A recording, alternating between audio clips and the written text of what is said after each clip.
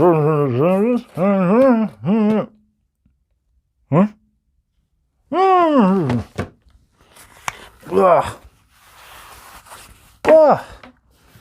it's hot under that thing. Hey there, Glenn with the Toy Temple, and today I'm taking a look at Beskar Armor Mandalorian from, well, Star Wars The Black Series, of course.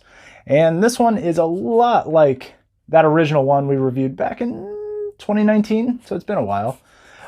This one, relatively the same, but it does include some extra goodies.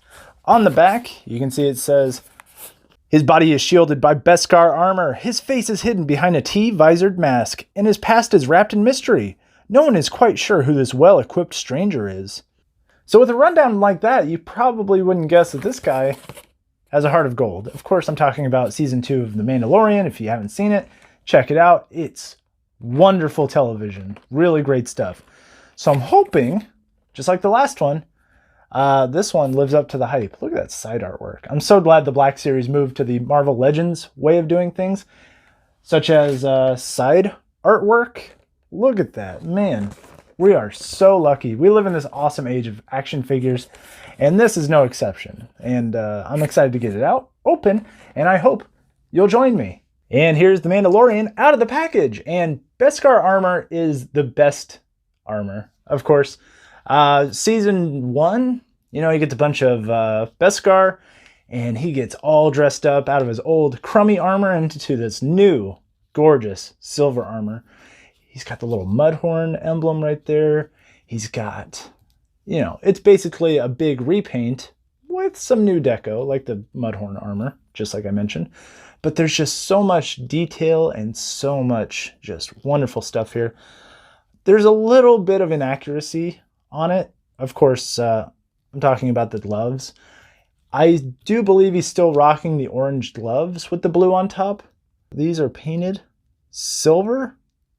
When he debuts this armor, the main thing is it just pops. His old crummy armor was just so dingy, so beat up, and then he debuts this gorgeous outfit, and it's amazing. It really draws your eyes to it. It's shiny, it glimmers. This does not glimmer. This is somewhat dull. Of course, another rubber cape, you know, the rubber plastic feel to it.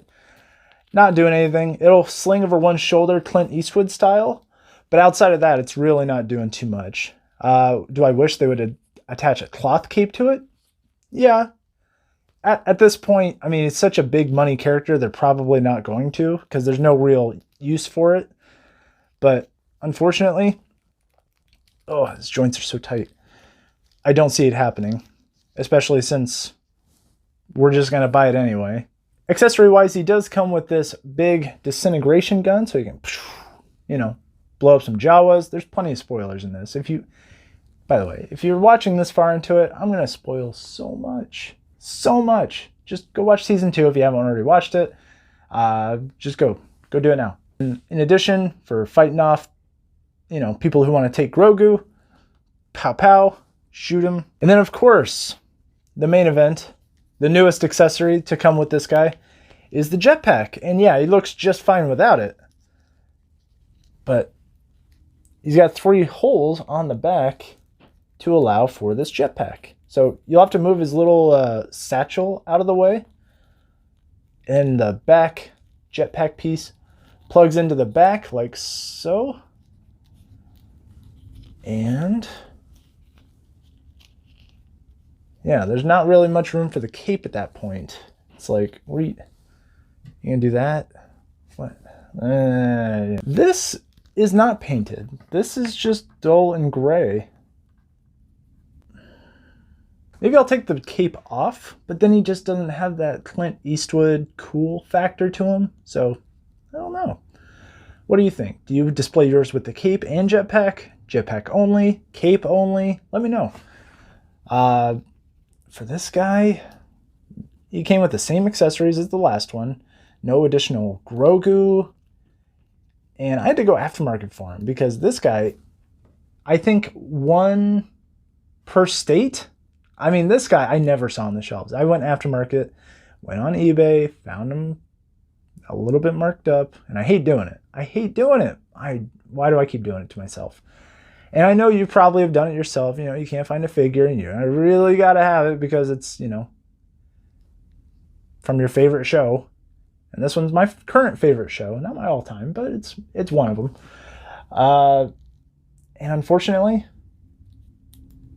and especially nowadays, it's so hard to find toys. It is. Let's be honest. It sucks. But when you get a toy and you get it in your hands and it didn't live up quite to the hype that you built up for it. So for this, I'm going to give it a slightly lower score. It wasn't the previous model that is doing it.